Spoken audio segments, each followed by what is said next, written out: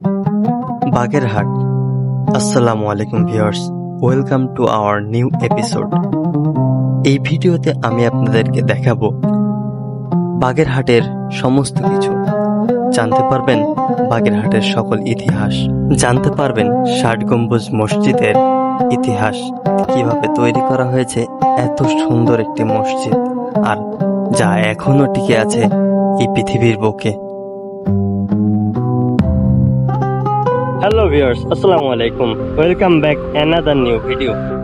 So আজকে আমরা explore করব বাগেরহাটের ৬০ গম্বুজ মসজিদ, অর্থাৎ মুঘল সাম্রাজ্যে বানানো একটি মসজিদ। আজকে আমাদের যাত্রা শুরু হয়েছে খুলনার সোনাডাঙ্গা থেকে।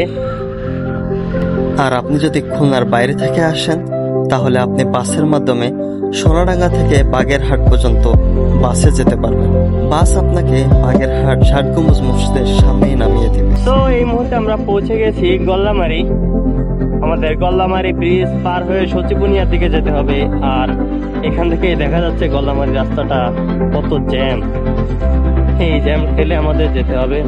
তো দেখা হচ্ছে গল্লামারি পার হওয়ার পর। সো ভিউয়ার্স, আধা ঘন্টা জ্যাম ঠেলে আমরা এখন চলে আসলাম খুলনা ঢাকা হাইওয়েতে, সামনে রূপসা সেতু। তো দেখা হচ্ছে রূপসা সেতুতে পৌঁছেই। সো রাইট নাও আমরা এখন পৌঁছে গেছি রূপসা সেতুতে।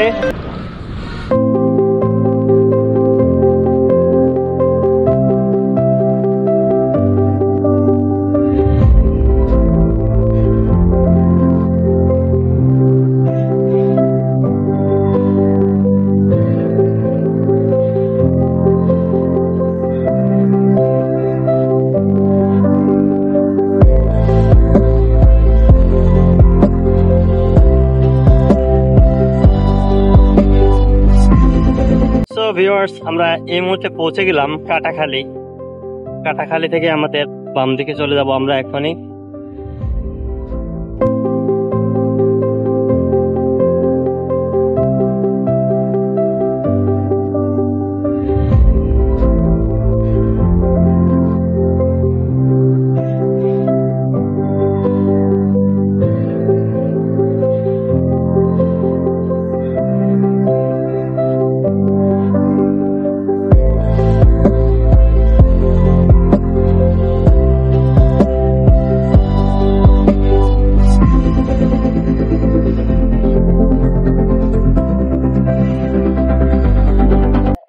So welcome back Bagerhat. এই মুহূর্তে টিকিট নিতে হবে, টিকিট নিয়ে ভিতরে প্রবেশ করতে হবে। সেখানে টিকিট পর্যটকের জন্য ৫০০, দেশি পর্যটক ৩০ এবং স্টুডেন্টদের জন্য ১০ টাকা। সো আগে ফার্স্টে টিকিটটা নিয়ে নেওয়া যাক। টিকিট নেওয়া শেষ, এখন ভিতরে প্রবেশ। ৬০ গম্বুজ মসজিদ বাংলাদেশের অন্যতম প্রাচীন এবং ঐতিহাসিক স্থাপনা নিদর্শন। এটি খুলনা জেলার বাগেরহাট উপজেলায় অবস্থিত এবং ইউনেস্কো ঘোষিত একটি বিশ্ব ঐতিহ্যবাহী স্থান। এই মসজিদটি নির্মাণ করেন খান জাহান আলী, যিনি ছিলেন একজন তুর্কি বংশোদ্ভূত এবং মুসলিম সেনানায়ক ও শাসক। তিনি ১৫০০ শতকে বাগেরহাট অঞ্চলে ইসলাম প্রচার করেন এবং বিভিন্ন ধর্মীয় ও সামাজিক স্থাপনা গড়ে তোলেন। ৬০ গম্বুজ মসজিদ তারই এক বিস্ময়কর সৃষ্টি। মসজিদটি নির্মাণ কাজ শুরু হয় আনুমানিক ১৪৫৯ সালের দিকে।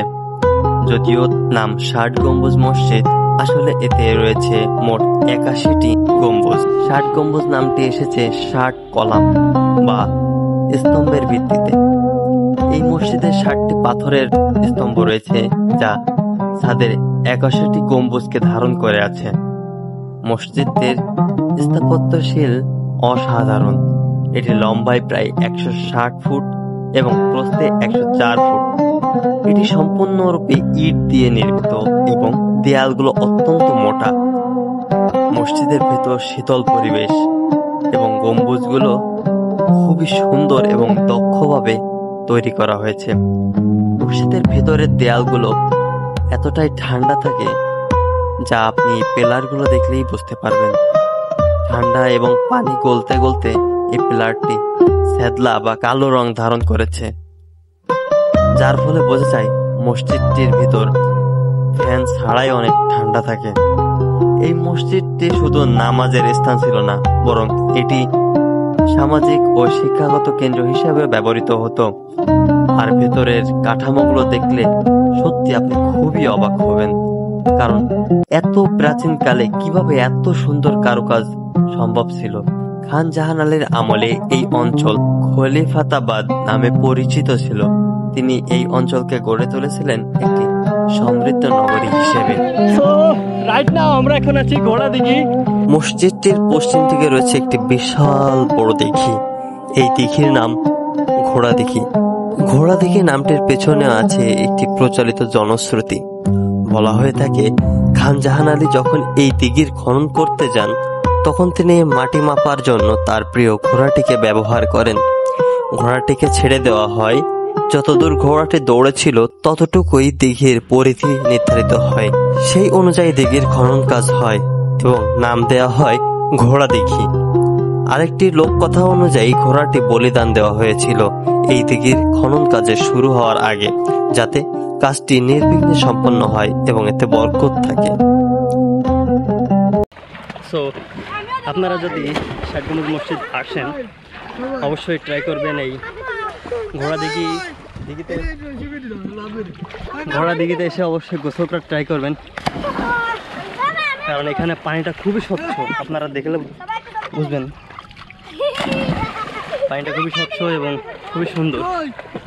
তো সবাই একবার হলেও ট্রাই করবেন।